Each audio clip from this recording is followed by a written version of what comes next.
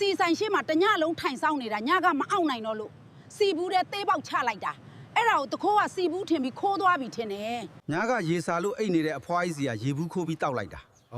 အနံ့လေးကမှုှေးပြီးတောက်လို့ကောင်းတယ်ဘယ်စက်ယုံကထုတ်တဲ့ရေဘူးလည်းမသိဘူးဒီဘူးတွေကရေတောက်ပြီးတဲ့ကတခြားရေတောက်ရင်မဝတော့ဘူးကွာဟိုအဖွားကြီးကိုရေဘူးဘယ်နာကဝယ်လဲတလားမေးလိုက်အောင်မယ်အဖွားကြီးနင်တောက်တဲ့ရေဘူးဘယ်နာကဝယ်တာလဲ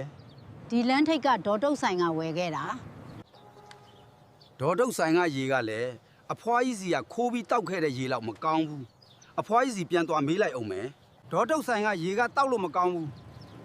နင်ရဲ့ရေဘူးရောင်းပေးပါလား ဒီမှာအဖိုးကြီးရေဘူးလည်းမရှိဘူးရှိတဲ့သေးဘူးလည်းတခိုးကခိုးသွားပါ ဟာ ရှင်းလက်ထဲကဘူးကညကပျောက်သွားတဲ့သေးဘူးနဲ့တူတယ်ရှင်ကသေးဘူးခိုးတဲ့တခိုးလား ငါရုပ်ကိုကြည့်သေးဘူးခိုးတဲ့ရုပ်လားငါခိုးခဲ့တဲ့ဘူးကသေးဘူးဟုတ်လားဒါဆိုငါကသေးကြိုက်တဲ့ကောင်ပေါ့ငါဘွားတော့သွားပါပြီကွာ